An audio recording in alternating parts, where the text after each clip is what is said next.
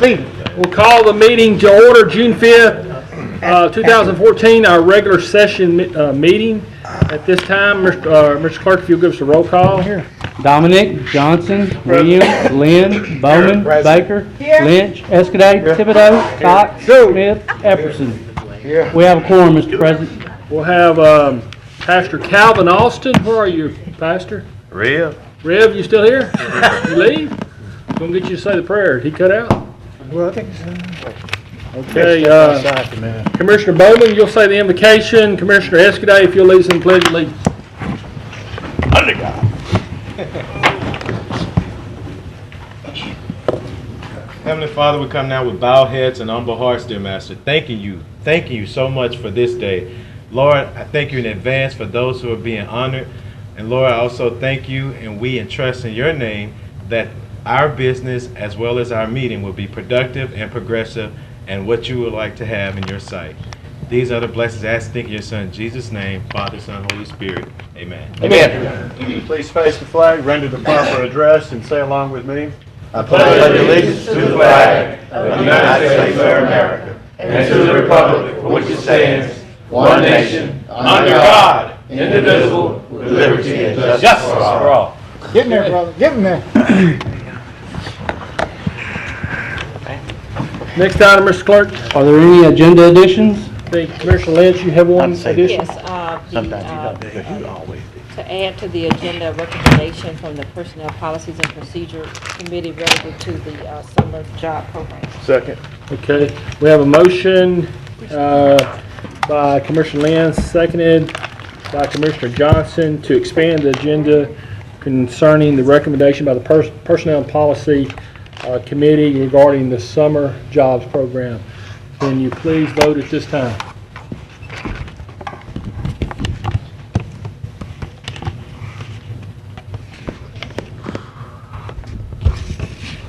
Yeah, Mario B.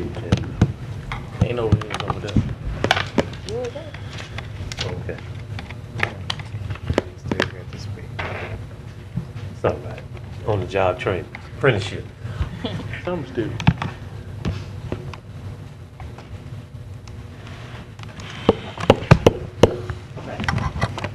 Please vote. Wonderful.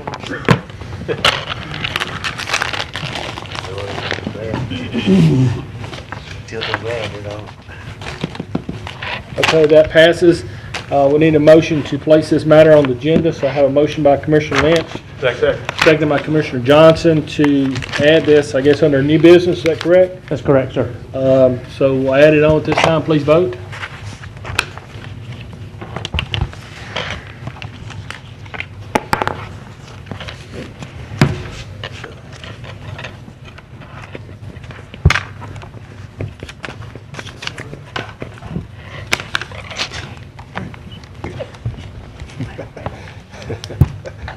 It will take it a while sometimes. They just screwed it up. Who didn't vote? Okay, it passes 11-0. Next item. Next, we move to citizen comments. Okay. I'm sorry? Next, we move to citizen comments. Okay, citizens who wish to address the commission on any issue other than zoning, would you please fill out a comment card located in the chamber foyer and return it to myself or the clerk of the commission. Individual comments will be limited to 3 minutes. I have no cards. Do you have any, Mr. No, Clerk? sir, I do not. Okay, we'll move to our next item. We have no visitors. We move to special resolutions. Have special resolution recognition to Miss Mary Round, Principal, Caddo Magnet High School. So moved. Second. A motion by Commissioner Lynch, seconded by Commissioner Bowman. Special resolution. Can you stand for the reading, please? Brown.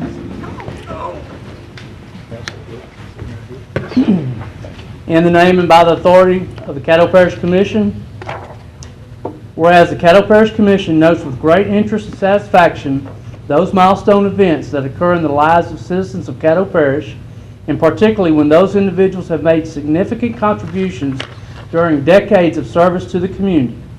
And whereas such an individual as Miss Mary Rounds, a respected local educator, school administrator, community leader, and positive Christian example, who is concluding a 37-year career in the Caddo Parish school system. And whereas Ms.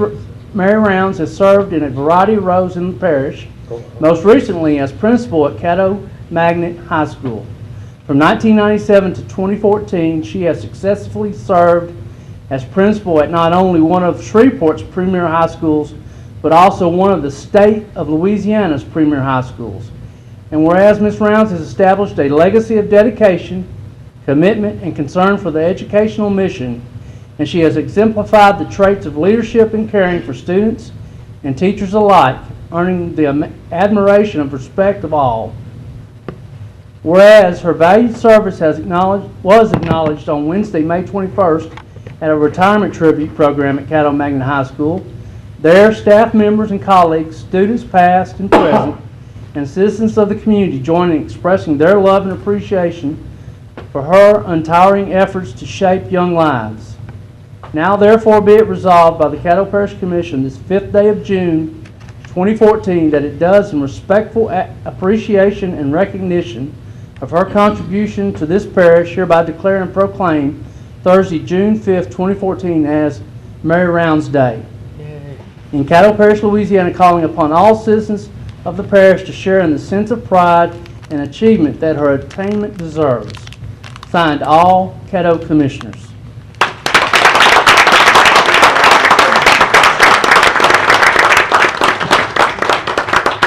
Let me say before she Sorry, have a speaks, seat. I Everybody really can sit down, feel, please. I really feel that really we should all be down here standing with Miss Rounds because you know a major part of what we do is economic development in throughout the parish, and one of the key indicators of that is our education system, and the school that she has served as principal as for the how many years was it? 16 as principal.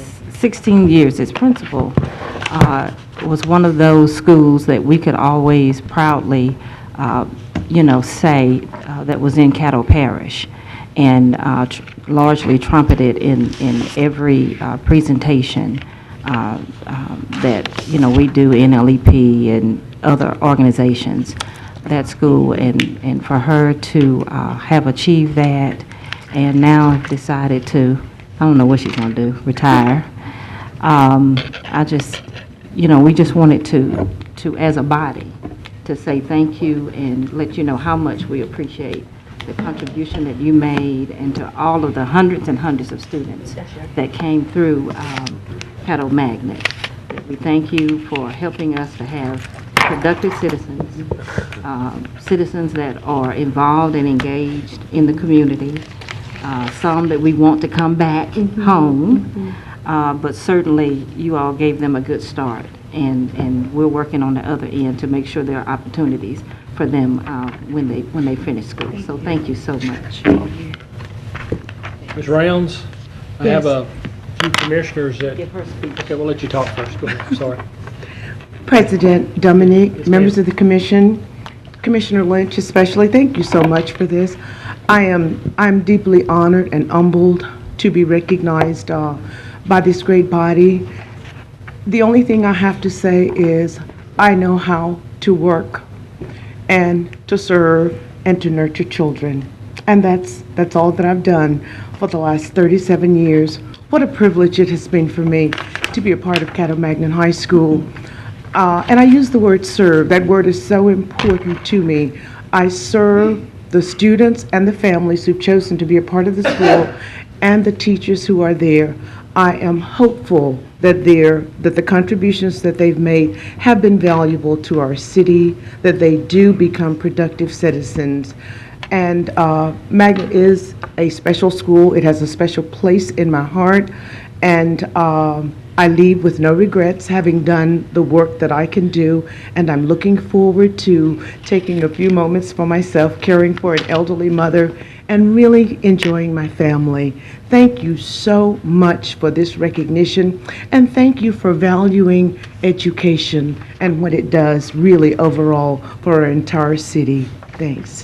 Hang on, Ms. Round, I have a few commissioners that want to express their gratitude and appreciation. First, I have Commissioner Linda Johnson. Commissioner Johnson.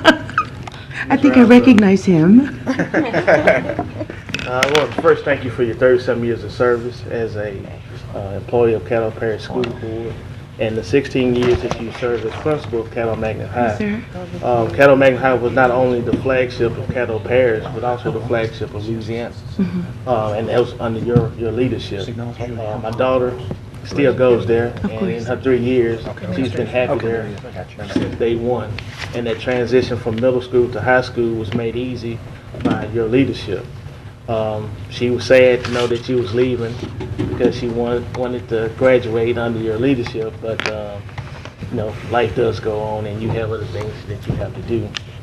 But the kids will miss you, Caddo Parish is going to miss you, and maybe in your free time you might be a consultant to some of these other schools so that they can come up to that same bar that you had at Caddo Magnet High. Thank you, sir. Thank you for your kind words. Commissioner Williams. Thank you, Mr. Chairman. Mr. Roundtree, you know, you and I go way back and working in the community, and also the school is in the district that I represent, the District 3. You know, a quality education is the equalizer in America. Yes. And oftentimes, the way to level the playing field is through your knowledge, through your training, through your apprenticeship. And we can get our young people to recognize that it doesn't matter about your color, race, or sex. They're looking for great ideas, a game changer, for technology, for science, for research, for AIDS, a cure for AIDS, for cancer. It doesn't matter the color of your skin. It matters about what your knowledge has. So I'm excited to know that you in this part of Louisiana, one of the best schools in America. Yes. And you in the state of Louisiana. So I just want to say to you that, as my colleague has said, that maybe you can be a mentor to some of the other principals and educators that are here, that we can fine-tune our schools so our schools will be better schools in Northwest Louisiana. And I do think that, you know, God doesn't have a retirement plan. People does. So even though you maybe retiring from school work or being a teacher, but you would still be active. Your activism in the community would be felt. Your presence in the community would be felt. We hope that, that you enjoy your fruitful years in your life. But I know it's a challenging experience in the 21st century teaching children. That's what all the discipline you have to deal with. And so those are the things that our teachers have to deal with. And unfortunately, oftentimes our teachers oftentimes get criticized because they have to play so many roles. Parent, police officer, teacher, disciplinary, judge, and you don't get paid for what you really want. So I just want to say we appreciate you. America appreciates you, and I know the teachers appreciate you, and the students as well, because most of the students that come out of there go all over America, scholastic achievements, and they come back and be great, fine, quality, productive citizens in Shreveport, Louisiana, and America. So thank you. Keep up the good work, and God bless you. Thank you for your kind words, Yes, sir. ma'am, you're welcome. Thanks. Commissioner Thibodeau. Yeah. Caddo Magnet High, although students come from all over Caddo Parish, was in my school board district when I was a school board member, and it was kind of the flagship there in Stoner Hill on Viking Drive, and it really was the place that really shined in the parish. And you know, when I think you were the second principal, Ascension Smith was the first. Yes, sir. And I remember when we were looking for a principal, everybody was concerned about how do you replace the legend, you know, the very first principal. And I think, fortunately, we did a very good job because we have now another legend that's here. And I know that if Ascension was here, she'd say the same thing to you. Magnet High School not only is a local leader and a state leader, but I believe it's a blue ribbon school at least once or twice, which is a national award.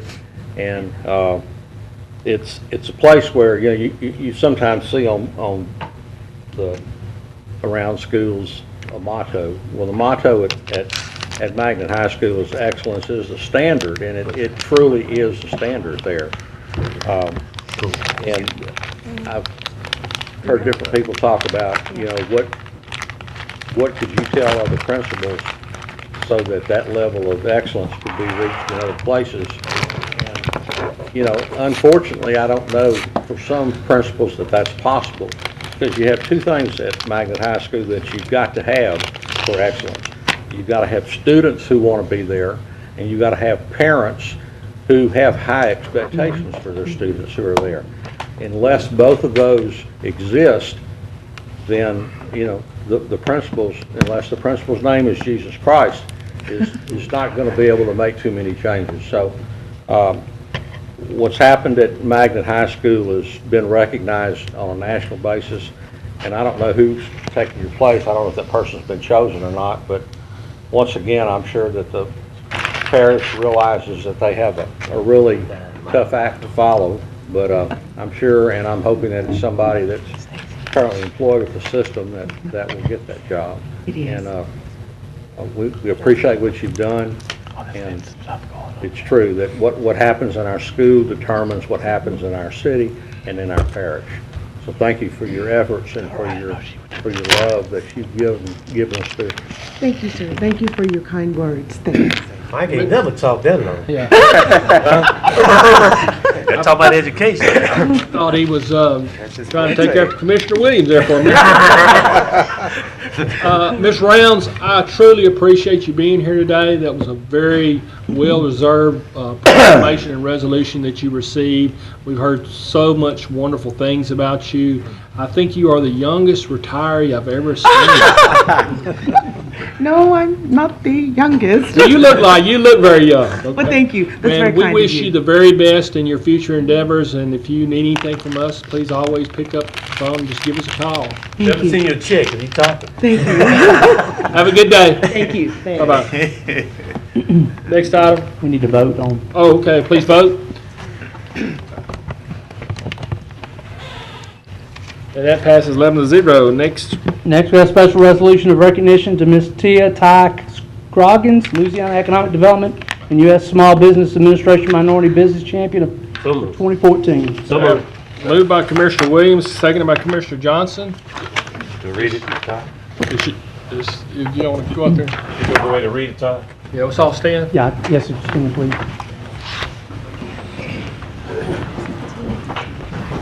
Aye, okay. In the name and by the authority of the Caddo Parish Commission, resolution of recognition to Ms. Ty Scroggins, whereas the Louisiana Economic Development and the U.S. Small Business Administration announced the 2014 Louisiana Small Business Award winners at an event that was held at the Governor's Mansion on Wednesday, May 14th, 2014.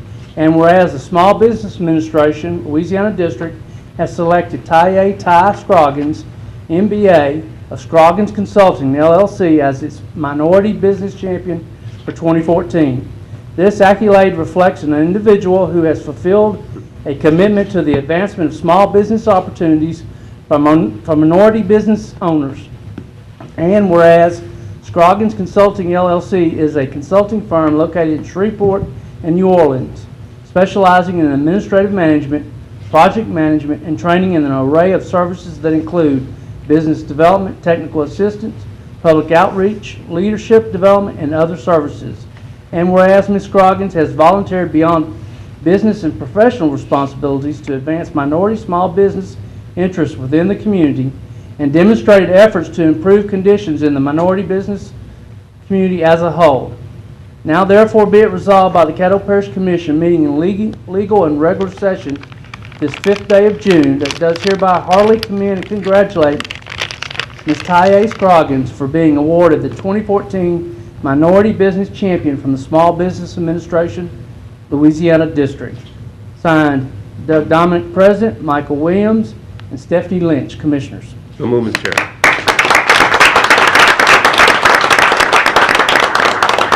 All sit.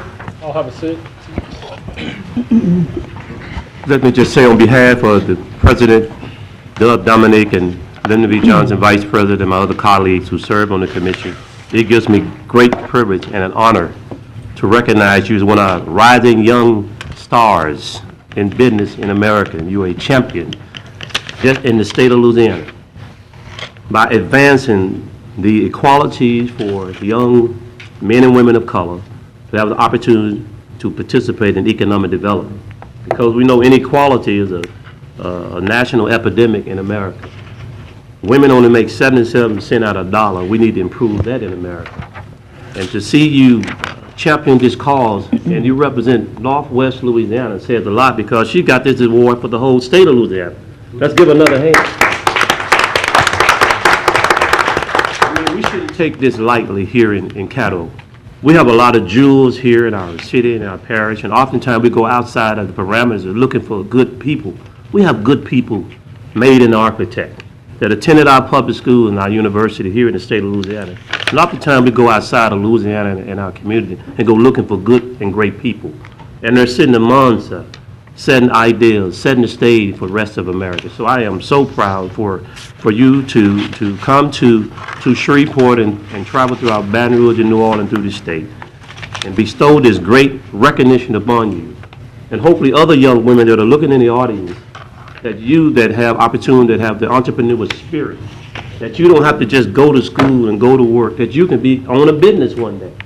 It doesn't matter. Like I said earlier, education and economics is the equalizer in America. That's what it's about, creating opportunities for all of us. And minorities, all minorities say is room for everybody in this community that we live in. If you play by the rules, if you stay out of trouble, if you provide the right environment for yourself, there's room for you to succeed in this country we call America and this city of Shreveport and this parish. Just play by the rules, so you won't have to see the sheriff. So we're excited about what's going on today, and the best is yet to come for you. And if you need a good grant writer, Mr. Administrator, I think we found one. Amen. So I think we need to use her expertise and her skills and her professionalism to continue to be the bright, shining star here in Northwest Louisiana. Congratulations, and God bless you. We thank you.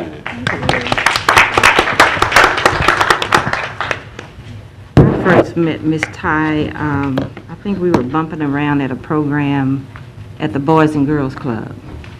And you know, you just meet people and you start talking to them. And I may have asked her, what in the world are you doing in Shreveport? And thankfully, she's one of the ones that Hurricane Katrina sent back to us. And we're glad of that. And, you know, she came back to Shreveport and hit the ground running and got involved and got engaged in the community. And this award, as Commissioner Williams said, is not to be taken lightly. It's a U.S. Small Business Administration Award, not just local, not just state, but national.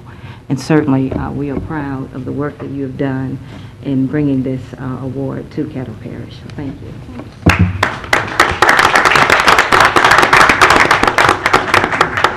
Thank you, Commissioner Williams and Commissioner Lynch, for authoring and considering me. And then I would like to thank the entire commission board for recognizing a little girl from Hollywood. I was born and raised in Shreveport, and still today, people still say, are you from Shreveport? You're not from? I'm born and raised from Shreveport.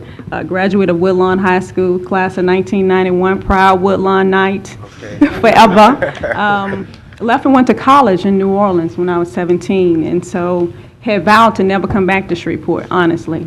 And a little bitty storm called Hurricane Katrina, August 29, 2004, brought me back, and so God has plans. And so I'm back, and I represent to all the young kids that are out there, because I really represent, you can make it. This is what it looks like. Hard work, hard work. This is what it looks like. So to our commission, who are elected officials, you do a fantastic job. Thank you for recognizing, taking the opportunity to recognize kids that look like me, kids that are product of the public school system. It looks good. Thank you so much. Hang on. We got some commissioner who wants to ask you some questions or just comment on all the good things you've been doing. All right. Commissioner Bowman. Yes, sir. Thank you, Mr. President. I just want to tell you, Ms. Scroggins, you are such like a phenomenal woman and being. Like, wow, we are blessed to have you here. It's good to have someone that's also young, who's like moving around. And beautiful. You've shown me some things, and you've not only done so much in the state as a whole from in New Orleans, but you did come back home, and your impact, what you've done is great, but your potential is so much greater because I can see it. Your work ethic is tireless. So much information on grant and grant writing. You opened my eyes to a lot of things, and I just appreciate you dedicating your time and actually caring about what you're doing and actually coming back caring about this community and parish. So I salute you. I keep praying for you and just keep doing what you're doing. Thank you, sir. Graciously. Ms. Scroggins, appreciate you coming here today. I think I met you a few weeks ago. It's nice to see you again, and wish you the very best of luck. If you need anything from us, give us a holler, okay? I will. Thank you. Thanks. Next item, Mr. Clerk. Next, we move to communiques and committee reports. Does anybody have any communiques or committee reports? We have administration response to information also. Mr. Epperson? I'd like to direct this to the administration. I read this morning that Dr. George is resigning from the LSU Board of Supervisors, and I have some information that I would like for you to request. Does this resignation affect his position on the BFR board as president and CEO that will be operating the medical facility? Has any funds or corporate endeavors been consummated relative to the $500,000 request that the Caddo Parish Commission, I think, put in our 2014 budget for the Accelerated Entrepreneur Program?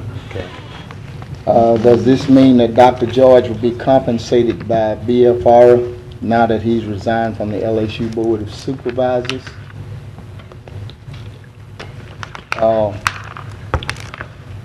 And also, have we definitely proven that none of our economic development millage, which is I think that 10-year millage that's appropriated for economic development to Biomedical Research Foundation, that none of that is being utilized in the operation of the medical center at private endeavor, be it the medical center or the medical school operations? Also, do we know if, I think they had requested $120 million, I guess, under the capital outlay program from the state for repairs of the medical center. If you could find out whether any funds was granted on that behalf during this past legislative session, 2014 session. And I'll get with you for clarification on these questions after the meeting if you have any questions. My second line of communications is I've received a lot of comments and questions regarding the Independence Bowl's new designation. I think is it called, what's the Duck Commander Independence Bowl or the Duck Dynasty? What is it now? Duck Commander. Okay. I don't know how many of you are aware of some comments that's been made by some of the individuals that are part of the, I guess, the Duck Dynasty Company or whatever that is. It appears sometimes that some of those statements that have been made by those individuals have been polarizing.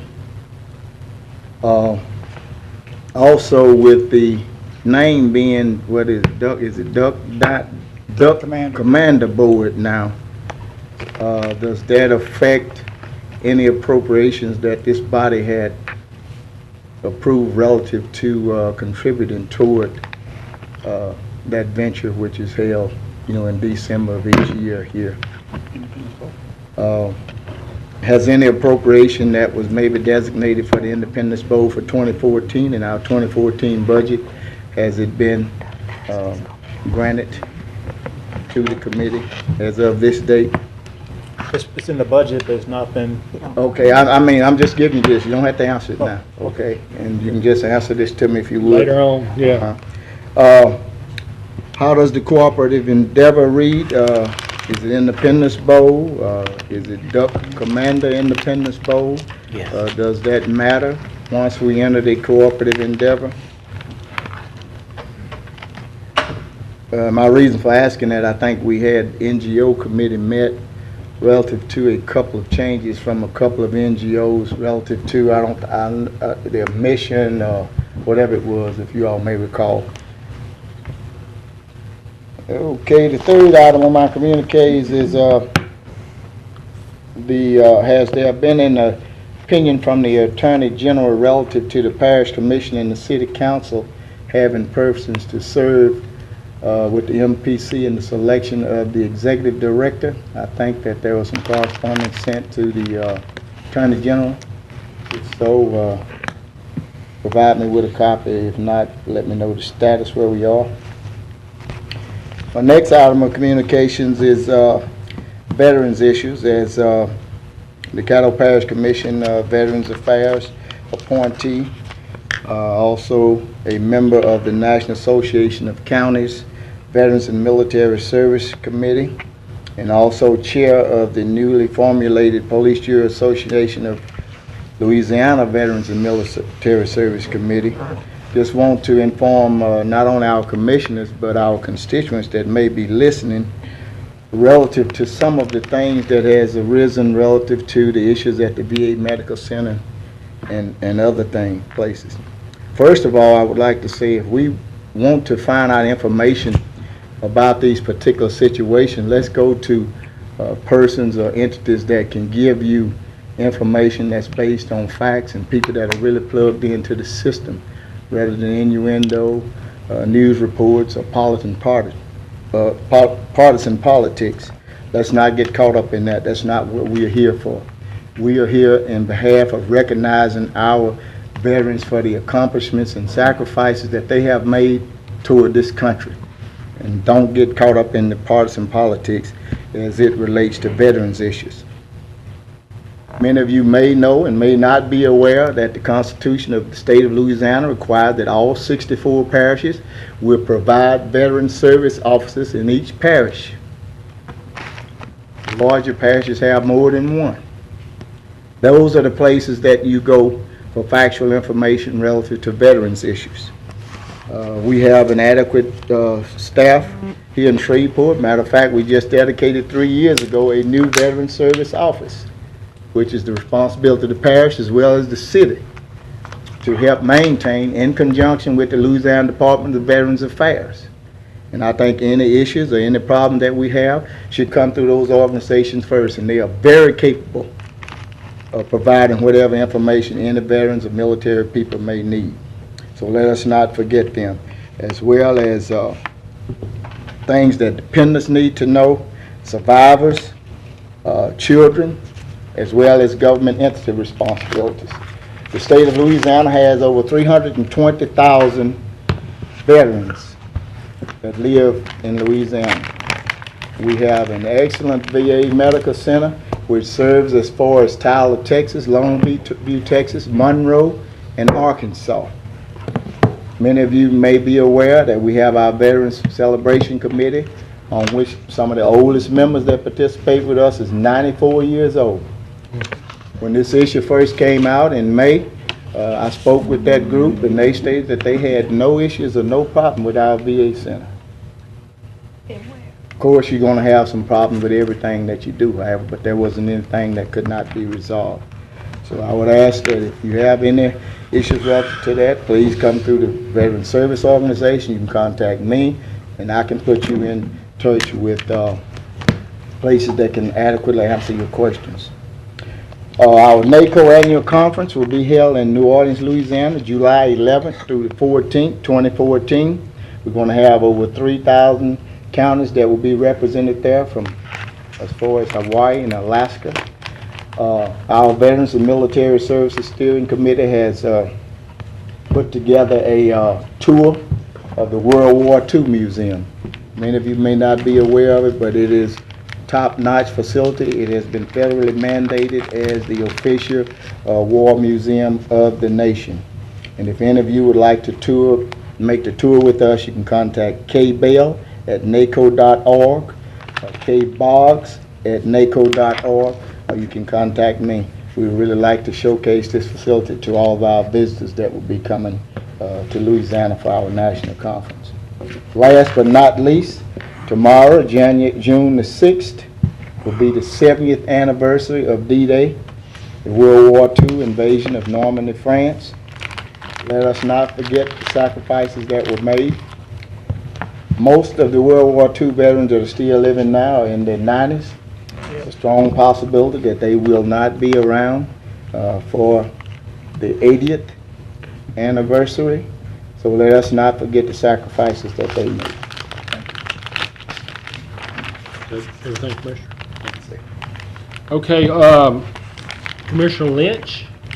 Yes, I needed to talk a little bit about the Wild Wild West today. I'm looking at you and I can't call your name. Wilson. Lucky? You got a nameplate right there. Yeah, senior mode. Mr. Dansville Wilson? Right. Okay. I need Mr. Everett. Okay. You like for him to come forward, ma'am? Yes, please. Okay. So.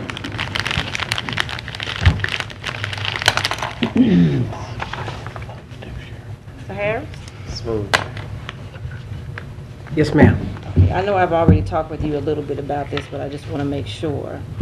I had started getting calls last week about 2 horses being on a vacant lot at the corner of McDaniel and Hollywood. Yes, ma'am.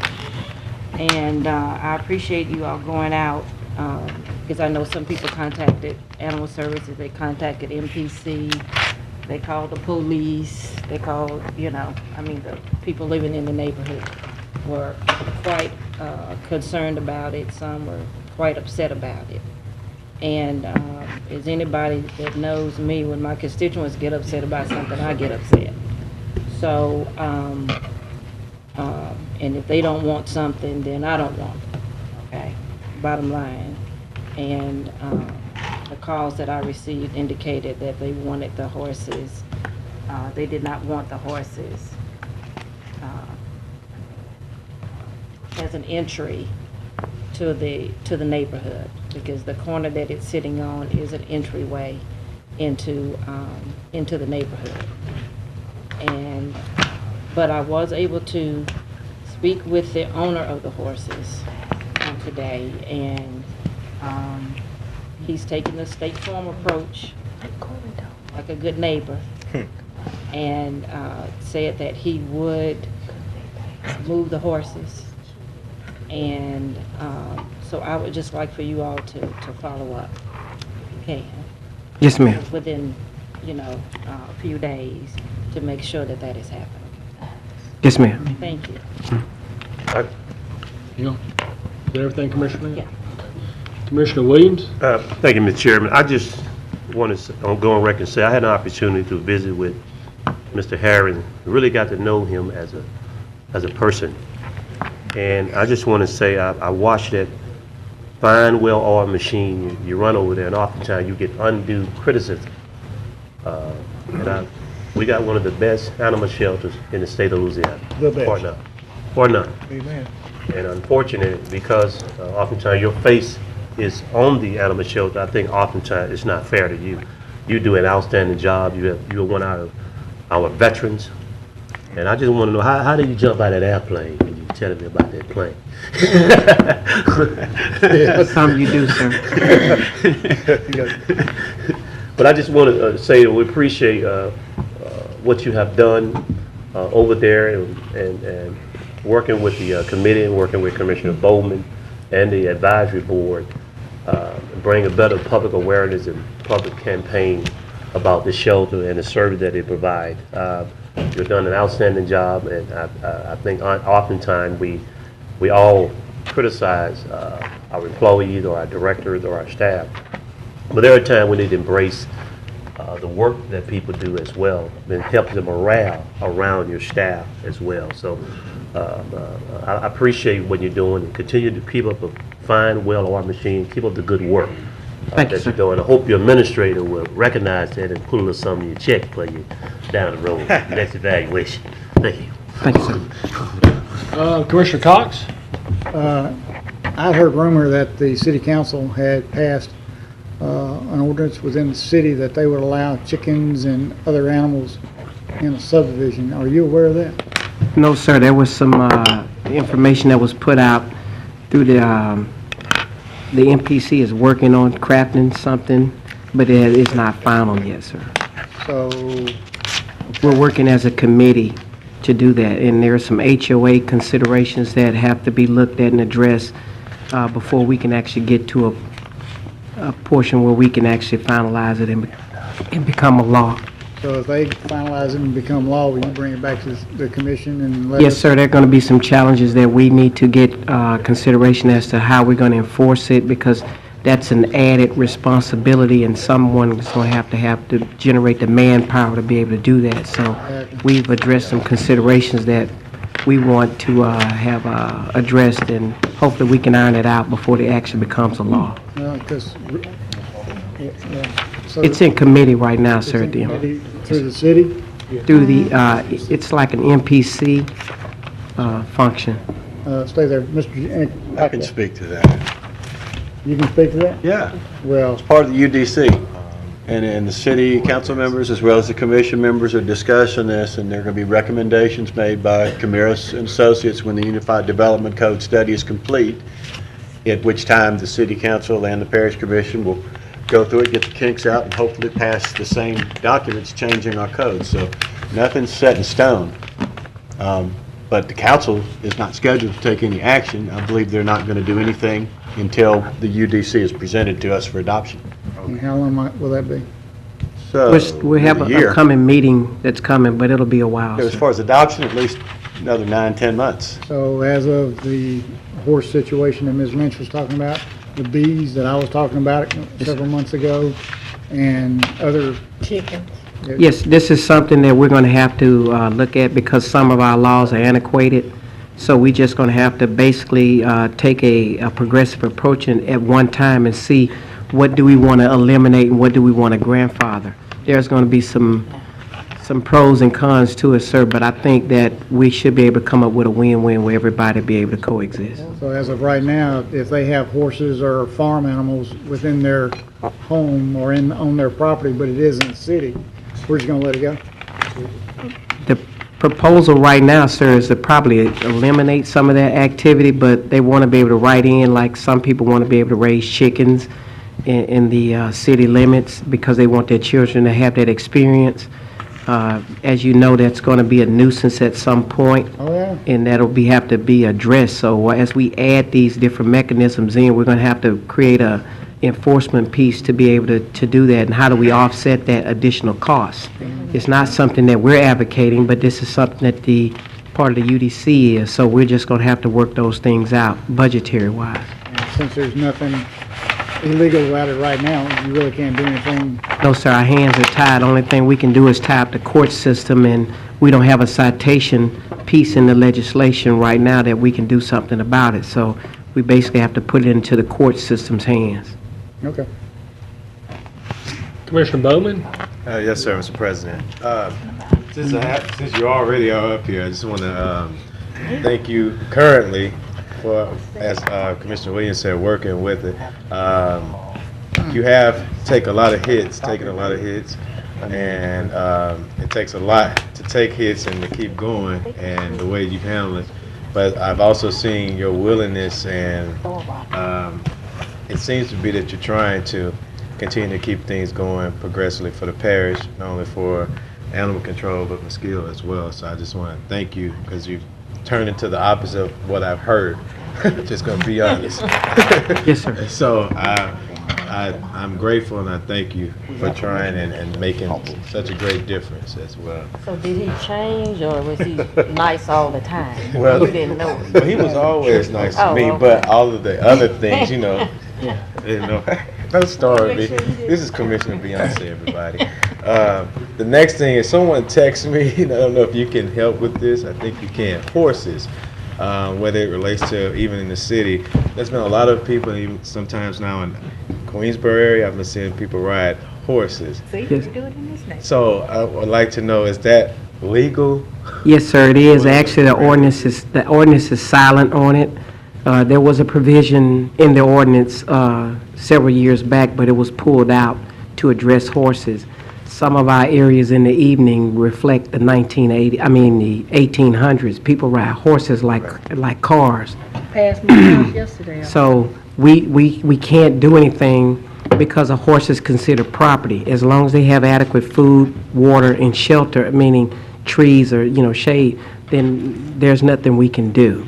Because there's no animal cruelty, there's no violation. If the horse is current on a cognites test and then it's current on rabies, they can have it in the city limits. So there's no certain area where No, horses sir. are not permitted to, okay. As long as it's not causing havoc in the streets, or it's running at large where it can be a public safety issue, they can have it, sir. Yes, sir. Thank you for clarity. Appreciate that. Commissioner Johnson? Yes, Well, you already talked, didn't you, on the communications? No, I hadn't talked with Mr. Harris. Okay. And I talked with him. Go ahead, Commissioner. Okay. Go ahead, Ray. I'm getting better now. I got him on. Mr. Harris. Actually, your eyes are seeing very well, huh? Yeah. You missed me? I feel pretty good, too. Mr. Harris, the pit bull situation on Sunhaven, where are we with that? Right now, sir, there's been a continuation on that case. We're waiting. A continuation. Their attorney, Dan Keel, who represents them, had to go out of town. He wasn't able to make the last hearing, so they postponed it in a continuation. So we're waiting on a new date before we go before the city council. And our stance is that the dog be euthanized because it is attacked The attorney is 3 representing times. the owners of that, okay. Yes, Well, if sir. you need me, because I was right there, I witnessed several times to that situation. Yes, sir. I think we have a solid case, and the city knows our position on it, sir. Okay, that's all. Okay. Mr. Johnson? I just want to make sure that we're not having no strict laws against horses inside the city limits, because in District 2, there's a lot of horses that ride up and down the road. On weekends, you can see basically a trail of horses and horses with buggies and all that in some parts of District 2. So, I'll be kind of fighting against it because people in my area, they do that for recreational activities, ride horses. So just keep open mind. We allow other animals, horses are not really. And look. Yes, sir. We're not for it or against it. We'll enforce whatever you put on the book. So it's not my opinion to be for it or against it. I'm just going to enforce whatever you give me to work with, sir. Okay. I just want you to keep open mind when you hear stuff about people against horses. Keep open mind. There's a lot of citizens inside the city limits that ride horses and go up and down the streets with the horses. Yes, sir. Especially in District 2. I can't talk for other districts, but I know in District 2. Yeah, you're right. There's a lot of horses, so I'll be supportive of horses staying inside because the people that I represent basically own horses in that area. Yes, sir. Mr. Cox? Just to follow up, if you have a constituent that calls and they have a parcel of land, and they come to their land one day and there's horses being dropped off at their land without permission, do they call you or do they call the sheriff? They call us, sir, and we'll go out. We work with the branding commission, but we take care of that, sir, and we have a ability to remove the horse. What we try to do is contact them because they're grazing on an unauthorized property. So we basically at that point contact the owner and have the horses removed. They can remove them or we'll help them remove them. Okay. And as a follow-up, I'm not against horses being in the city as long as they have the correct area. Yes, sir. Because you just can't bring a horse in the Southern Hills. Some areas you just can't do that. We got paved We do streets, have- man. we We do don't have, have dirt roads anymore. Yeah, we got dirt roads. We got paved streets. Believe me, we got dirt roads, the city ain't fixing them. 21st century, As far as, three-wheel car. just keep us informed. Yeah, keep us informed as how that goes with the city, because we would like to dovetail in on it and make sure that it's right not only for the citizens of Shreveport, but for Caddo. Yes, sir. As it conflicts with our ordinance, I'll make sure that we keep everybody abreast of what's going on so that nobody's blindsided. Okay, thank you. Okay, any other communiques or reports? I already got mine. I see none. We're going to go to administration reports. Yes, sir. Good afternoon, President Dominic, Commissioners. Just a few things today.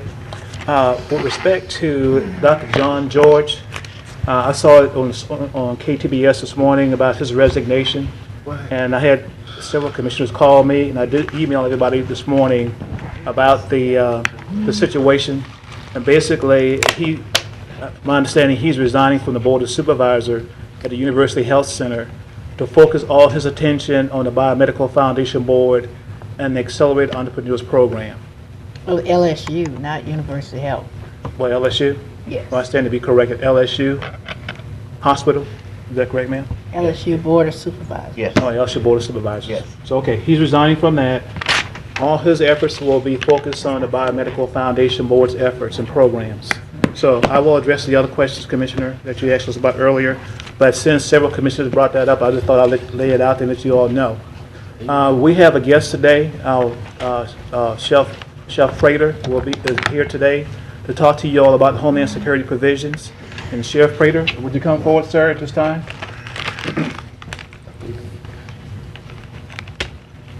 Yay. Round of applause.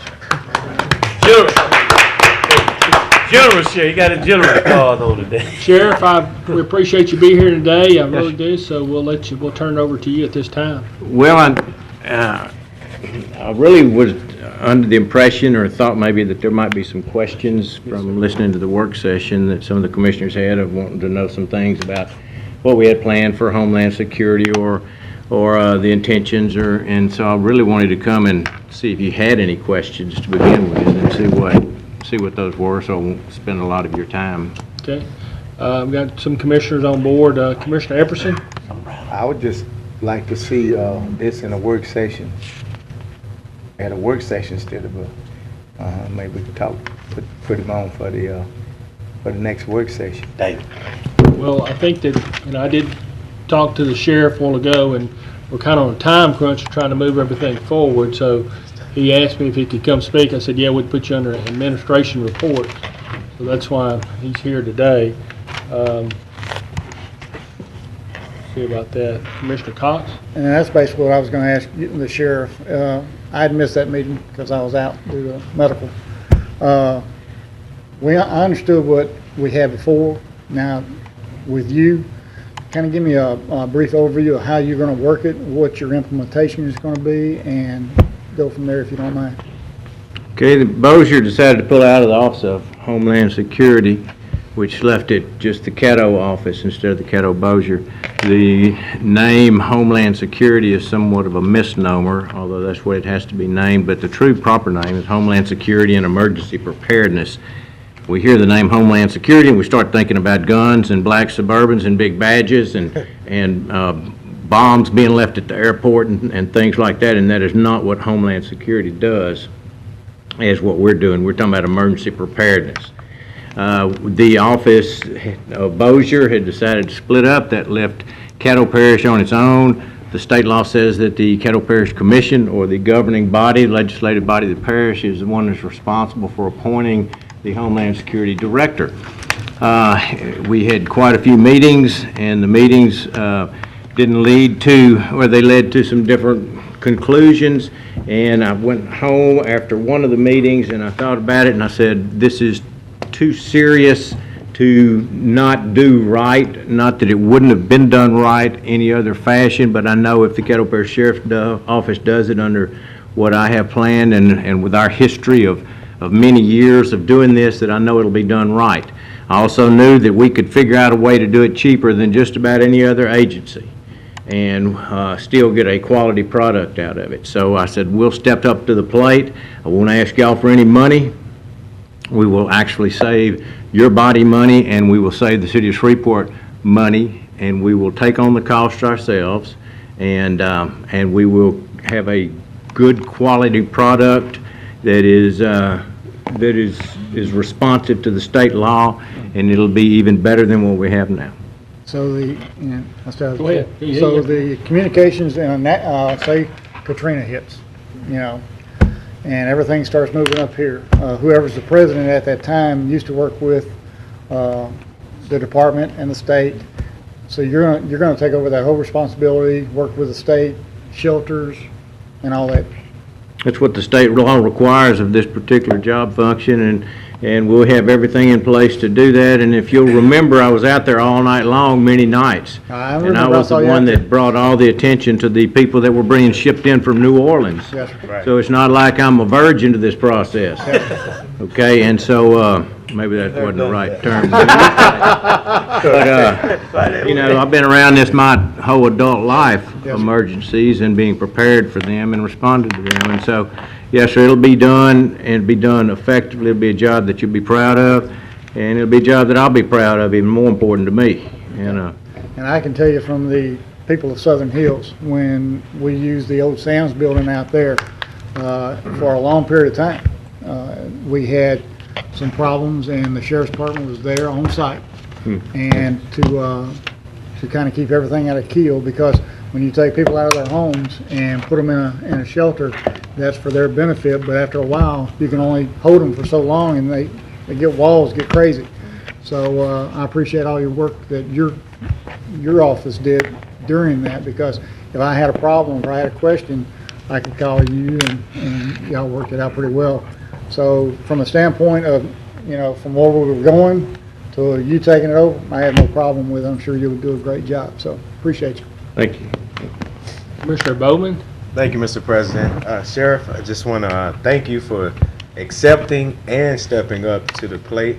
I know no one person is perfect, but as you stated, and as I've seen even as a child, you and your department have done very well, and I honestly, personally and professionally, I can't see why there would be an issue or why anyone else would have any problem with you being there. So I just salute you and I thank you, because I couldn't see who a better person would be for it myself. Thank you. I feel. I appreciate that. I do. I'll just, before anybody else speaks, I will let you know that I did have a conversation with Ms. Frazier today. She's working on a cooperative endeavor agreement that will set forth, I guess, the terms and conditions and things like that as far as how this will work between the parish and the sheriff. So that's where we are, and hopefully we can have that at our next meeting to move forward with getting that approved. Commissioner Williams. Thank you, Mr. Chairman. I think Commissioner Cox pretty much answered the question I wanted to answer this sheriff. I think it's something that the sheriff already does in responding to emergency situation, or being a firefighter. Most time the first person on the scene and first responders is the law enforcement and the EMS. So I think it's a perfect marriage. And I'm going to commend you on having the foresight and the fortitude to be proactive and volunteer. And the real winners are the taxpayers. He said that the taxpayers, he's not going to charge them anything. And oftentimes our taxpayers are always getting nothing for their investment. So this is a worthwhile investment. I feel is in the best hands it could be in with our sheriff. And on a side note, I also want to commend you and the DA for reducing the number and the recidivism rate in our prison system in Caddo Parish. You guys are doing a great job finding alternatives to incarceration. Also, you are a great equal opportunity employer with your department. The morale of the men and women that I talk to love coming to work for you. Yeah. I can't say that about a lot of departments around here, but they love coming to work for you. So maybe I don't make a commissioner, maybe I can be a sheriff. The ones that are still there love it. Thank you. Okay, Commissioner Escudé? Thank you. If you can top that. I'm not trying, no, I'm not topping it, I'm not here to, you know, Go ahead. top what anybody else said. I just have my own observations. I'm glad the sheriff had his epiphany, because I think it's in the perfect hands to be all along. And this has been going on for about a year since Bossier let us know we were going to get a divorce. And he was, I don't want it, I got enough to do. And then finally, I guess, his patriotic duty and sense of service got the best of him, because it's the right place for this thing to be. They generally, as first responders, have site control and command anyway. I mean, they're on the scene first. So it's a logical thing. They can do what they do and just evolve the component of emergency preparedness with it, and it'll be fine. And I'm excited as far as saving the taxpayers' money. You know, well, you can look at that any way you want to. Saving the Caddo Parish Commission money is what he's saving. somebody's paying for this, and it's tax money. Amen. You know, because I'm sure he doesn't have a whole lot of reserves, because we do this budget stuff every year, and it gets kind of tight. So I imagine you're going to accomplish most of this. There's grant money, there's federal grant money out there, and maybe some state grant money that supports this. I know they supported the old organization in the past, and it's probably how a lot of this is going to be taken care of, is it not? No, sir. No? There's nothing? I was, before I decided to adopt this baby, I wanted to see how much exactly it would cost us. And, because I'd heard somebody say that recently, something about adopting a baby, you had to pay for it or something, I believe, that the last in the work session. Absolutely. So I went back and I listed all the federal grants and the history of them that we had. In 2009, Office of Homeland Security received $433,000 that year. In 2013, it's down to $98,000, of which half goes to the city, leaving the parish 50%, which is split 50-50, parish and the sheriff, which is 25% right off the top that has to go to law enforcement agencies throughout the parish. So I think we got $16,000 last year, which is down from $216,000. Wow. And the grant that pays for the actual salaries was $186,000 in 2009. This year, it's gone down to $55,000 with the expectation that it'll dry up. So the grant money, and that's the only grants I know about. If you know about some, I would appreciate if there's a pot of gold somewhere. I would like that. I think I heard that in the work session too. If there's a pot of gold somewhere, I would like you to help me find it, because that's the only reimbursements that I have found that's coming straight out of ways that we're going to cut our budget. We're going to seek grants, sure. We're going to try to find them, but I know of none, nor do my counterparts the some 10 to 15 sheriffs that have taken on this same function throughout the state. So what it amounts to is we're just going to have to try to figure out ways to work as efficiently as we can. And so that probably led to the, I guess after, what is it, 9/11? Right. There was tons of money, and then it's weaned down because at one time they had how many? It was Katrina to begin is what caused Katrina this. Started, yeah. Well, then 9/11, but at one time the joint office had how many? 8 or 11. They have 8 or 11. Yeah, quite a bit. That worked for Caddo Bossier. Yes. Office of Homeland. Yes, there were. I think there were 8. And the money dried up, and so there's just right. It's inverse. It's an inverse relationship. Proportionally inverse relationship.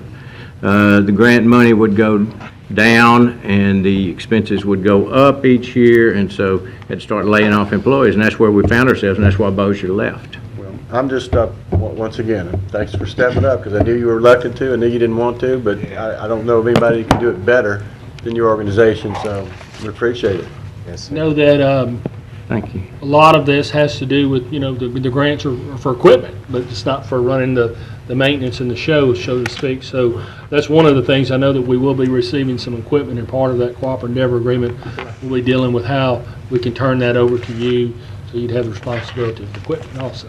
Yeah, I appreciate that. I think one of the old cars has 146,000 miles on it, and then we get an old trailer, and then we have a 3-ton truck, and that's always handy to have. We do have a big water trailer, so we've got some really fine equipment that we're taking to offset our expense here. A couple of pads these bonds here, we can get all that done.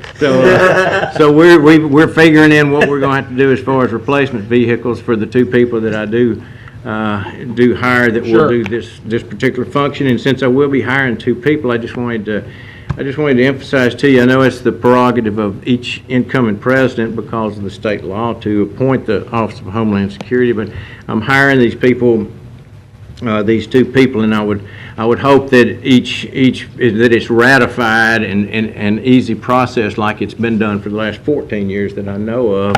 Otherwise, we're going to have to disrupt the lives of 2 folks. Because they're being hired for that, or maybe if something does change, you can hire them, or something out of your own budget. But I'm going into it with the trust that we will do a great job, and that great job will be appreciated and responded to, therefore, by your body. Commissioner Thibodeau? A few years ago, we had a good example in District 9 of how the sheriff handled a situation with the well that blew up. And of course, when that happened, there were people from the state and from the feds, and everybody and their brother wanted to be in charge. And I'm not really sure what happened, but the sheriff was in charge the next morning. I don't know if y'all had coffee that night or what, but all I know is that after that, everything went very smooth, and everybody that was supposed to be there to do some function had it done, and went very smooth from there. But the sheriff acting also as a first responder did an excellent job, and I think that would be and Homeland Security was there, but I think they ended up taking a second base on that, which Yes. it worked out real well with the sheriff doing it. So I can't think of any situation that would occur that you probably couldn't handle. Well, I appreciate it. We'll be working very closely with your body on any of this, too. Well, Sheriff, I would just simply say that over the last several months, we've been working on this fairly closely, and it's been an enjoyable situation. We'd like to continue to move forward and look forward to having you be the Homeland Security Emergency Preparedness Director, and hopefully we can get all this stuff resolved in the near future.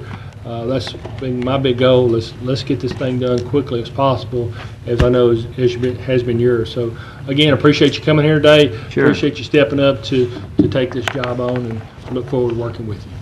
Thank you. Okay, next item, Mr. Clerk. Hey, sir. I'm sorry. Dr. Wilson. Okay, yes, sir. We'd like to introduce some employees, the Okay. youth, young people. So Erica's going to introduce them at this time. All right.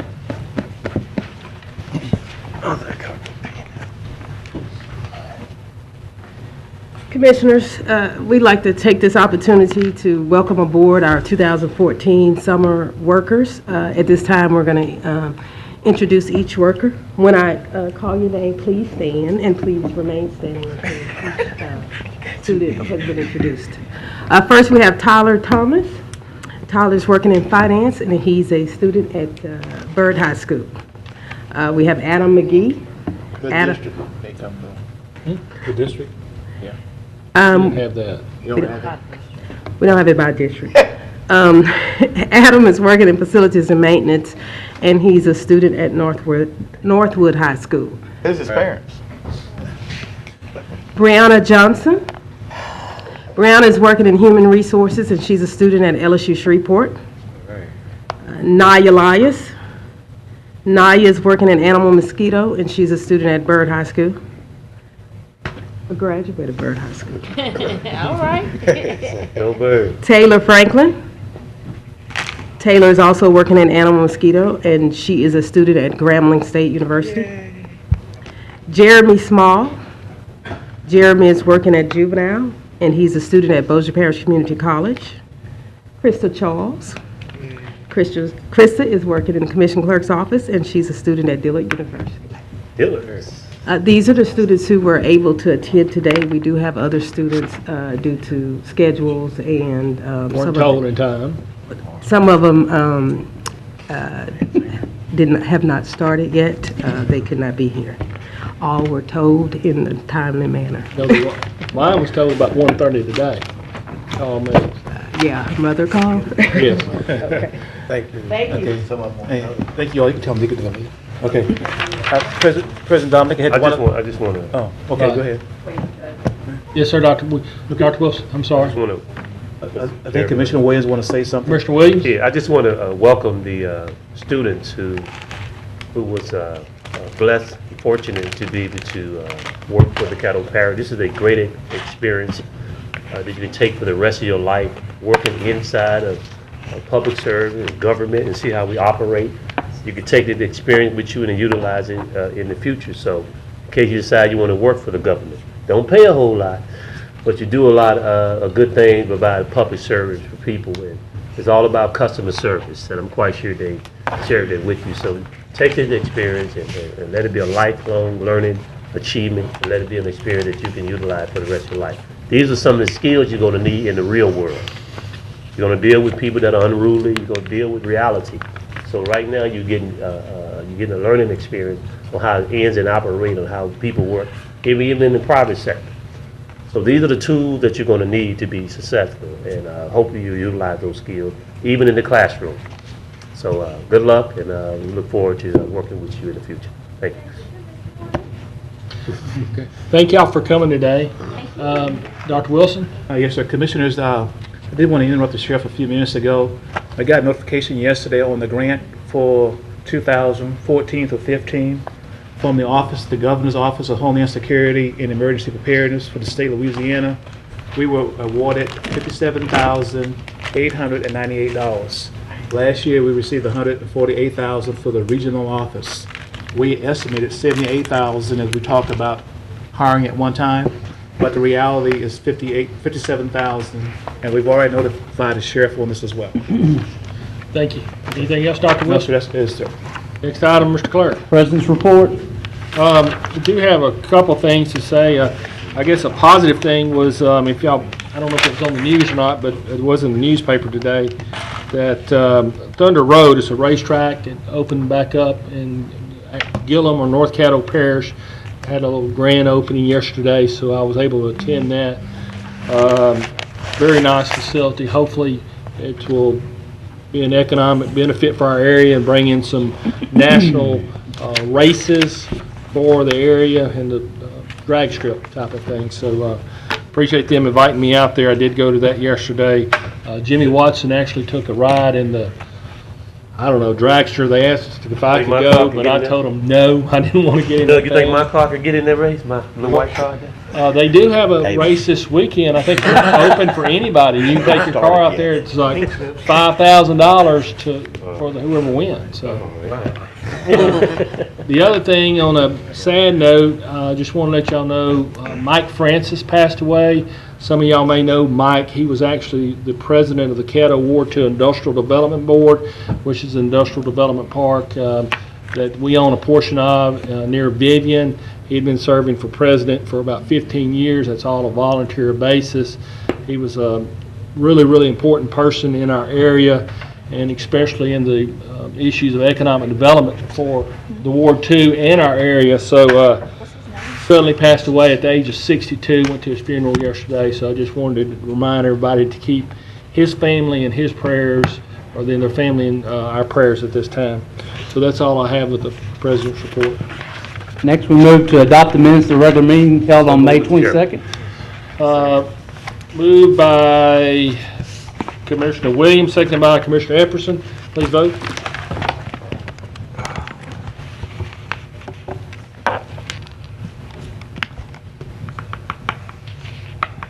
And that passes 10-0. Next item. Next, we move to public hearing on zoning ordinances. Zoning case P-614 in regard to ordinance number 5399 of 2014, property located on the northeast side of Elby Road. Vintage Realty Company applicant request to rezone lots 10, 11, 18, 19, Foreman Heights subdivision. Okay. At this time, I declare this public hearing open. Does anybody wish to speak in favor of this ordinance? Does anybody wish to speak against this ordinance? At this time, I declare this public hearing closed. Next item, Mr. Clerk. Zoning case P-814 in regard to ordinance number 5400 of 2014, property located in the northeast corner of Jefferson Page Road and Greenwood Road. Dale and Bonnie Pratt applicant request to amend the zoning of property located on the northeast corner of Jefferson Page Road and Greenwood Road from R1D1 urban one family residence to I1 light industrial. At this time, this public hearing is open on this ordinance. Does anybody wish to speak in favor of this ordinance? Is there anybody who wishes to speak against this ordinance? Declare the public hearing concluded and move to the next item, Mr. Clerk. Zoning case number P-914 in regard to ordinance number 5401, 2014, property located at the northwest corner of Jade Circle and Mayo Road. Lifelong Fitness and Wellness LLC applicant request to rezone Lot 1, Oak Bend subdivision from RA Residential Agriculture to RAE Residential Agriculture Extended Use. Declare the public hearing open at this time. Does anybody wish to speak in favor of this ordinance? Is there anybody wishes to speak against this ordinance? declare the public hearing closed. Next item, Mr. Clerk. Next, we move to public hearing on ordinances. Ordinance number 5398 of 2014, amending the budget of estimate revenues and expenditures for the Riverboat Fund in the amount of $30,000 for Christian services. So moved. Second. That's it. It's a public hearing, I'm sorry. Oh, Hang on. Would ask that this public hearing be open at this time. Does anybody wish to speak in favor of this ordinance? Does anybody wishes to speak against this ordinance? This public hearing is closed. Next item, Mr. Clerk. Ordinance number 5402 of 2014, declaring certain adjudicated properties to be surplus and authorize the parish administrator designee to sell parish's tax interests. Public hearing on this ordinance is open at this time. Does anybody wish to speak in favor of this ordinance? Anybody wish to speak against this ordinance? Public hearing is closed. Next item, Mr. Clerk. Next, we move to zoning ordinances for final passage. Ordinance number 5399 of 2014 in regard to zoning case P614. Need to make a note on this. There's a typo on the ordinance and this that got in somehow. It was correct originally. It's not a B1 where it says B1 buffer. It's a residential residence district 2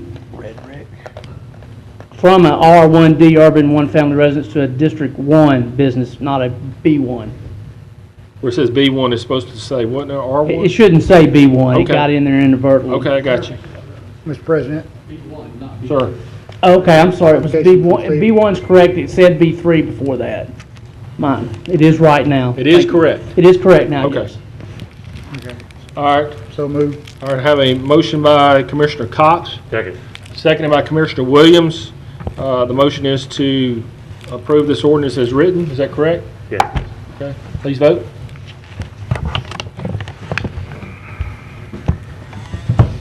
And that passes 11-0. Next item, Mr. Ordinance Clerk. number 5400, 2014, regarding zoning case P814. So moved. Second. Okay, I have a motion by Commissioner Lynch, seconded by Commissioner Wait. Williams to approve this ordinance. Please vote. I just need to, You need to discuss it. no, not, I just wanted to make a statement for the record. When it was on the original agenda, it was indicated that it was in District 12, but we corrected it for District 7. In time, I did have an opportunity to meet, to go and look at the location, to talk with the person that's developing it as well as the real estate agent. Yes. And there was no opposition at the MPC level. Two people spoke in support. And you're asking it to move forward? Asking it to move forward. Okay. Please vote. And that passes 11-0. Ordinance number 5401, 2014, regarding the case P914. So moved. Moved by Commissioner Thibodeau, Second. seconded by Commissioner Bowman to approve this ordinance. Please vote.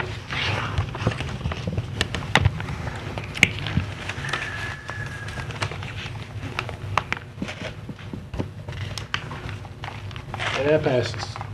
Next, we move to ordinances for final passage. Ordinance number 5398 of 2014, amending the budget of estimate revenues and expenditures for the Riverboat Fund in the amount of $30,000 for Christian services. Second. Okay, that's moved by Commissioner Johnson, seconded by Commissioner Williams. Do you have any discussion? I do have one question. Do we have the money in the Riverboat Fund to pay for this right now? Is it? Commissioner, the ordinance actually reads to transfer the money from oil and gas to the Riverboat Fund. So you'd actually be amending both budgets. If you look at the ordinance itself. Can you please explain that again? Commissioner Lynch is asking. I didn't hear an answer. I said the ordinance is, we're transferring the money from the oil and gas fund to the Riverboat Fund to cover this expense. And was this was one that was approved earlier on? Wasn't there some changes on this or something? No. Can you explain it to me again, Commissioner Johnson? This was a new one. At the time that the applications came in, Christian Services Board was actually changing. The new director wasn't abreast that he needed to turn this in at the time. So they turned it in late, and so now it's before us. Commissioner Escaday? But at the last committee meeting, that question was asked, where would money come from? Right. And we were told, Riverboat Fund. Did we know at the time that we didn't have adequate resources in the Riverboat Fund, or not? Sir, Just we kinda- communicated that we had, when we communicated to you earlier on that the riverboat revenues were down, when we had to let you all know that we did not achieve the 2013 budget by 5% and notified you then that we would not be able to support any additional amendments just on riverboat alone. In the committee meeting, we said that we would, where with the funds, and we would transfer from the oil and gas fund. The way it's worded here is not on here, but the original ordinance that was submitted during the work session also had the oil and gas fund transfer on that ordinance. And today's version of the ordinance does not? It still does. It had that when we introduced it. Okay, well, maybe I got confused in the meeting. It was my understanding that we weren't going to have to make a transfer to do this, you know. And with that, you know, I'll just say that, you know, every year we consider NGOs, and it's based on riverboat revenue, and doesn't matter whether I personally agree with it or not, but as long as we stay within that riverboat fund, you know, I don't fuss too much about it, because it's not a direct tax on the people. Our guests pay it, but now we're talking about going outside of that fund, and I don't think that's a good idea for a non-emergency situation. Thank you. Commissioner Lynch? Let me go back. What is the fund balance currently in the riverboat?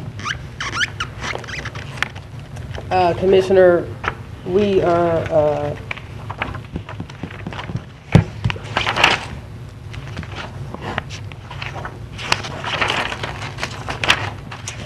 estimating the fund balance to be a little less than 200,000. Because we do not know what the revenue numbers will be and whether or not you achieve those 2014. I just asked a simple question. I just want a number. And I'm answering the question. I'm not saying the estimated, but what's the current? I can't give you the current fund balance. We spend money every day. We receive funds throughout the year, so that's a January fluke. 1, what was the fund balance? I don't have that number off the top of my head, ma'am. It'll have to be an estimate. Do you have what the fund balance was in the budget book Yes, ma'am. at the end of the year? We're projecting 188,000 in the budget book. And that was, but based on how much coming in? 10.2. No, it's not 2.2. It's based on,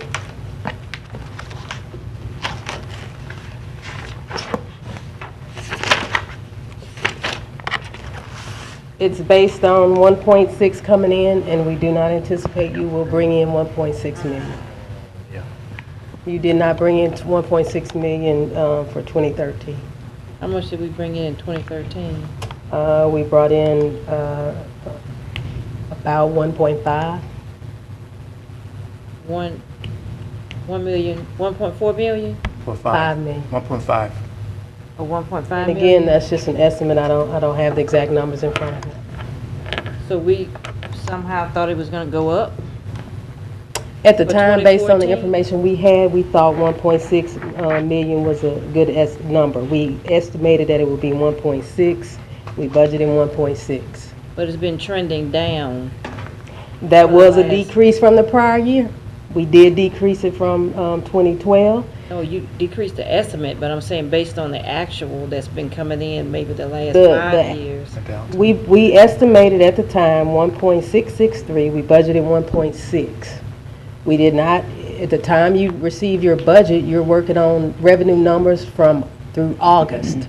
So we have to project based on the numbers we have. That's the projection we I got made. that, but if I take in 1.5 the year before, We didn't have that number till after the 2014 budget had been submitted to you all. okay, what about the year before that? What about the year before? What did we take in? We took in 1.7. Okay. What did we start with in the fund? 2014. We had a beginning fund balance of $521,378. Okay. I'm sorry, that's a different fund. We had a fund balance of $482 and $9. Okay. And so based on the ones that the appropriations that we made, ate into some of that? Yes, ma'am, as well as when you had a shortfall in your revenue. When you had a shortfall in your revenue, you had to offset that from fund balance. Okay, but we also did transfer money into Even with, Riverboat from oil and gas too, though, didn't we? we did not have a transfer from oil and gas for 2013. Not based on this For budget. 2014? For 2014, we are transferring $200,000 from oil and gas. Okay, so we've already brought some in from oil and gas. We've already bought some in from oil and gas. However, you have a budget based on 1.6 million. If you do not achieve that budget of 1.6 million, and let's say it comes in at 1.5 million, you now need another $100,000. So your fund balance is not available because you do not know what number you will fall short by in your riverboat funds. We may have to, even if we fall short enough, we may have to ask for a budget amendment to cover if fund balance, because you cannot go below your fund balance. Right. So to ensure that we do not go below the fund balance, we cannot recommend to the, we from a finance standpoint, it would not be wise to recommend amendments coming from the Riverboat Fund based on the projections. You do not have enough for additional expenses out of the Riverboat monies. Okay. Through? Commissioners? I think I'm through. Go. I'm through. Yeah. Okay. Commissioner Williams? Thank you, Mr. Chairman. In spite of how we got to here today, if you look at the National Gallup poll, the statistics, how Louisiana rank in terms of poverty and how we have the lowest wages one of the lowest wages in America and unemployment in America, surely you're going to have a grasp people is going to be shifted and moved into the poverty line and poor lines and unemployment lines. We ought to be careful when we look at this program because you never know. It may be them today, but it may be us tomorrow. So I wouldn't look at it as a non-emergency. Feeding people to make sure that people, we say we Christian, we pray up here, we say the flag, justice for all. But when it comes time to provide program for the least of these, we seem to have a deaf ear to the cry of the poor. So I do feel that it's not part of our natural way of doing business. We usually go through a budget process. During the process, we should stick to our protocol. But however, there are times that no fault of their own, this came before us. And anytime you can feed somebody that's hungry, and that's poor, and poor has no face or no place. It could be anybody.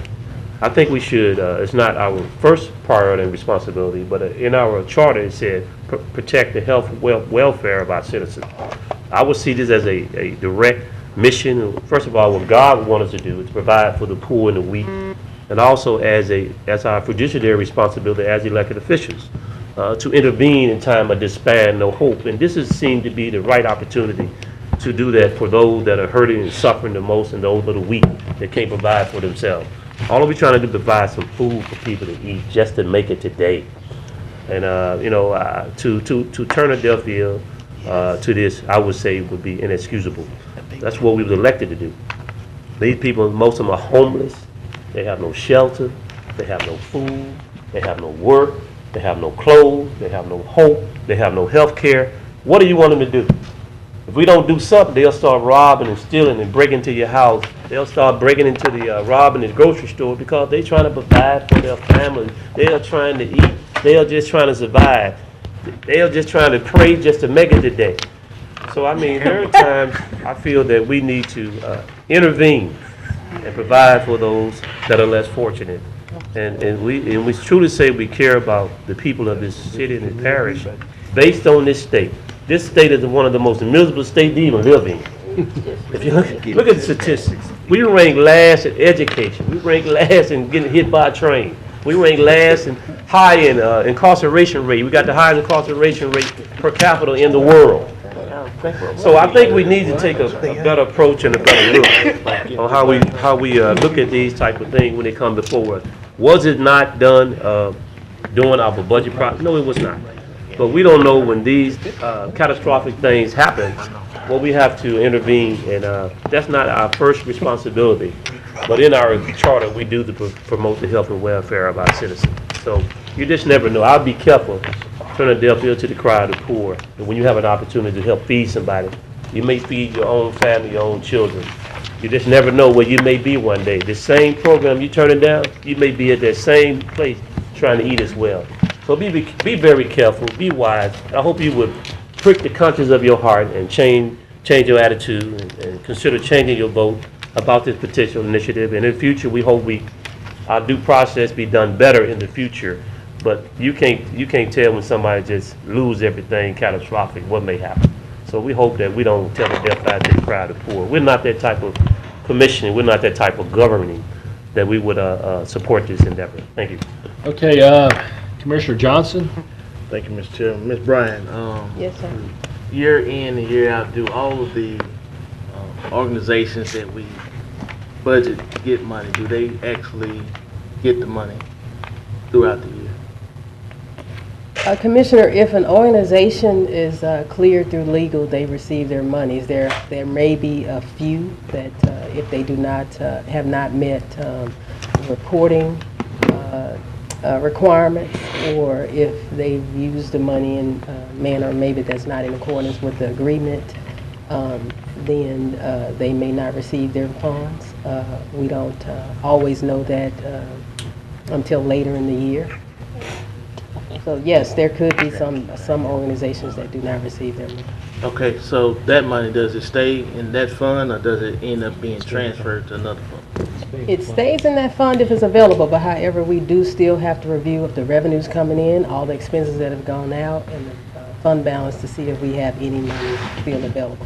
This fund is so tight right now, even in that, we would use that difference to offset the shortfall in revenue. Okay.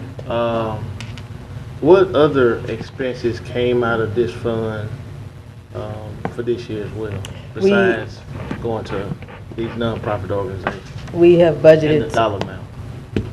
And the dollar amount? Yes. $7 million went to Elio Motors.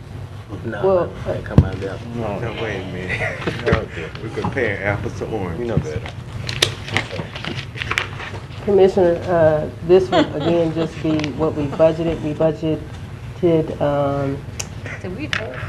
about $38,000 for the summer worker program. We budgeted we have expenses in there for the audit process, public information, the general fund administration, and those costs are looks like to be about $120,000. We have debt service payments, $195,000, and then the NGOs, $1.27519 transfer from oil and gas coming in, and then $400,000 to capital outlay fund. So out of our 1.4 million, I think that was the total you said earlier that we had, but that was 1.4 or 1.6? 1.6 was the revenue. Okay, so out of that, you took out about $700,000 for other parish expenses besides for nonprofit organizations. Out of about 360 for some, and then 400 for debt services. Yes, Okay. that's correct. All right. I would, as chairman of the NGO, try to minimize any time we have to go in and do amendments. But this time, with this particular organization and how it affects so many citizens in Caddo Parish, I felt it viable to bring this one on at this time of the year. Christian Services has done a lot for Shreveport and Caddo Parish. The telethon that goes on that they have, they actually try to raise additional money. So they're not trying to just lean upon the parish to say this is the only handout that they get. They also try to do other fundraisers as well. And I just hope that my colleagues would think about supporting this, because it being of an important organization that we do have here, and how it meets so many of the needs of the citizens of Shreveport and Caddo Parish. You never know, one day we might be in that food line. All it takes is one slip of the wrist, slip of the axe, or slip any kind of way. And you can end up in the same kind of condition. So I hope that we don't look down upon this organization and this program. And we're only talking about $30,000, and we funded other things much higher value that doesn't affect as many people. So, for dollar that it supplies for the number of citizens in Caddo Parish, I hope that we would support this. Thank you, Mr. Chairman. Commissioner Cox? From the food bank to Christian Services, I've always been on the favor of helping these organizations out. Simply put, like other ones that stated earlier, you never know where you're going to be, or people get laid off every day and they were barely making it to begin with. Organizations like that have a calling, and sometimes they need help. Now, from my understanding, that they didn't get theirs in on time, which, we always say, well, did it go to the committee? Well, sometimes things get overlooked, and you're just going to have to, as the old timey saying goes, shoot from the hip. When But it did go to the committee. It did go through the committee, I understand that. Your hip hurt though, man. But when you start talking about the NGOs and what kind of money we give away with that, and, I've always stated that, we need to look at keeping people healthy, because if you don't keep them healthy, that's when costs go up on everybody. We have to understand that people are out here starving. Yeah, they are. In Caddo Parish. I mean, our food bank, they did a report on that a couple months ago on TV, where they were already past their breaking point. They have no food. And for every dollar they get in donations, it multiplies that they can buy so much stuff. So I'm going to vote for this, but I would ask that in our NGOs this year coming up, we really look hard at some of the NGOs that we give money to. There's always government after-school programs at churches and stuff like that. And hey, we need to take care of our kids too, so they can be our leaders of tomorrow. But we also need to understand that you got to take care of your people who can't take care of themselves. And food is a priority, and giving them that opportunity to feed their family is a lifesaver. So I will be supporting this today. Thank you. Commissioner Epperson? Call for the question on the motion. Second. I got a motion by Commissioner Epperson, seconded by Commissioner Lynch to call for the question. Please vote. Y'all better settle down. Beat you to it, then. You killed it.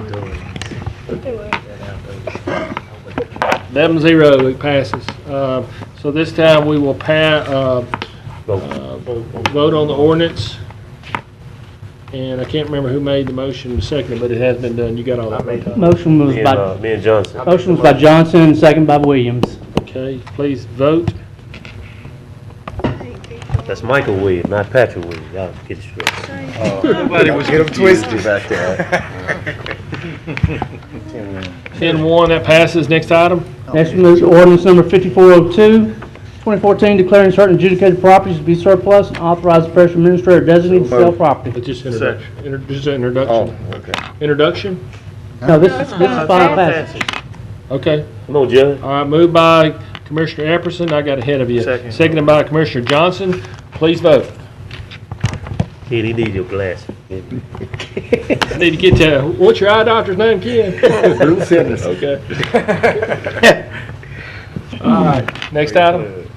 Now we move to zoning ordinances for introduction. Zoning case appeal BAP 2214, property located at 625 Colquitt Road on the east side of Colquitt at the intersection with Jersey Cove Alvaro Vargas, owner and appellant, request for special exception use. This is for final passage, Todd? No, this is introduction only. Just for introduction, you need to get your glasses checked over there. There will be a public hearing on this zoning case June 19th. Next, we move to ordinances for introduction by title. Ordinance number 5403-2014, amending certain sections of Chapter 26 of the Code of Ordinances of the Caddo Parish Motor Vehicle and Traffic Code. Okay. Next, we move to work session minutes. Ratify the June 2nd minutes. Moved by Commissioner Williams, seconded by Commissioner Epperson. Please vote. That's GQ. That's GQ. All right, that passes 11-0. Next item. Next, we move to resolutions. Resolution number 22, 2014, authorize Caddo Parish Administrator to request and authorize Louisiana State Mineral and Energy Board and the Office of Mineral Resources to accept nominations advertised for oil, So gas, and moved. minerals. Second. Moved by the chair, seconded by Commissioner Bowman. Please vote.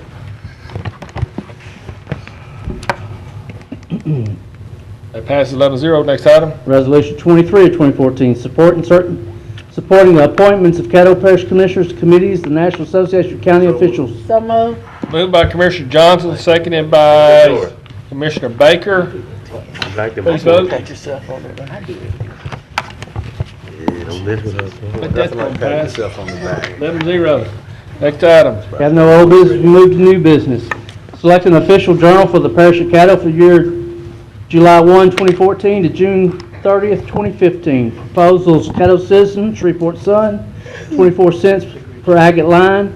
The Times, 27 cents per agate So line. move, Mr. Chair, support the Caddo Citizen and Son. You don't have the floor. Okay, Commissioner Escaday has the floor. You gotta press your Thank button to you, get the floor and make the Michael. motion. Commissioner Escaday? Hey, if it was Patrick, he'd know what was going on. Lee, you doing a good job at the state. Let's go. We pope. Love you, Mike. Commissioner Escaday. I'm moving we select the Times, please. If I can get a second. Second. Okay, had a motion and a second, to accept the Times. Commissioner Williams, do you have I a, don't get to speak on the Let him motion. speak on go it. ahead. Let him just go through it, because he know it's going. I'm not going to belabor the point. I think you know how I feel. I mean, it looks a little higher if you add the cents. You look at the aggregate lines, how many reach per thousand, how many people actually have access to the information, then, you know, it's a bigger bang for the buck. Hopefully, we can get some legislative relief next year and do this all online in-house and not have to spend any money at all. But, you know, I'm going to support the Times. Thank you. Mr. Williams? I move that we make a motion to support Caddo Citizen, Shreveport Sun. All right, Like a that's second. seconded by the chair, so we have a substitute motion by Commissioner Williams, seconded by the chair to support Caddo Citizen Shreveport Sun. Okay, we'll vote on the last I motion want to first. talk, you know, Go I ahead. got it wrapped. Go ahead and wrap. Come on, bro. Come on, man. Big business, little business. That's just more the small business. You know how it's Thank you. Just vote. Okay, first one is the vote for the Caddo Citizens Shreveport Sun. Commissioner Williams' motion, please vote. I'm voting for Bossier Tree. That passes 7-4. They got us covered. There's no need to vote for the second motion.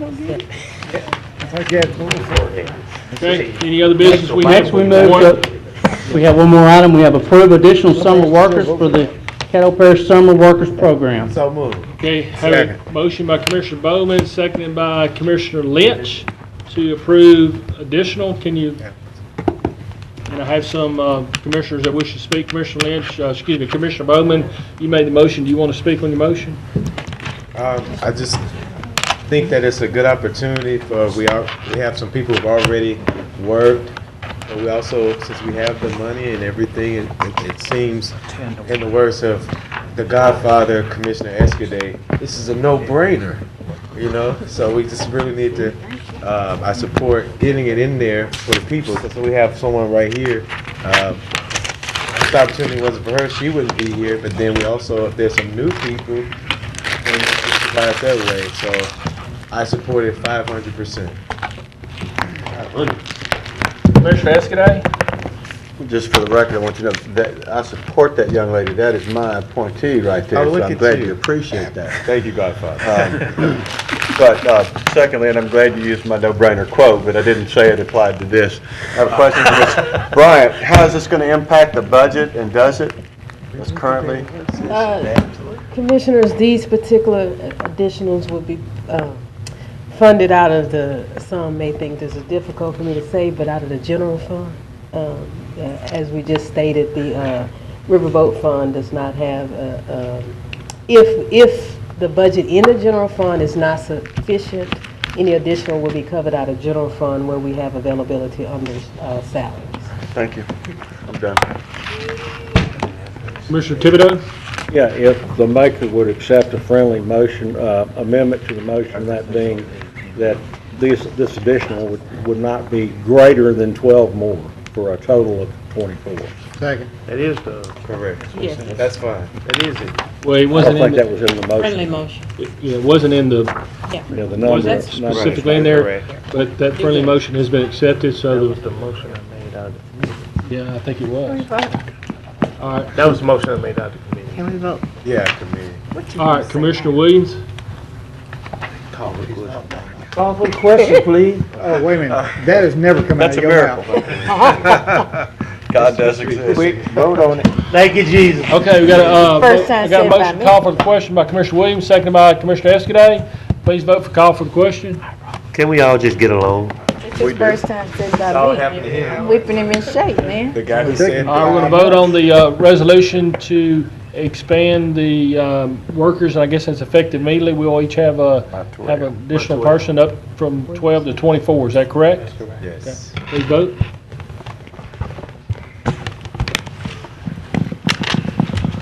That passes 10-1. Move for adjournment. So moved.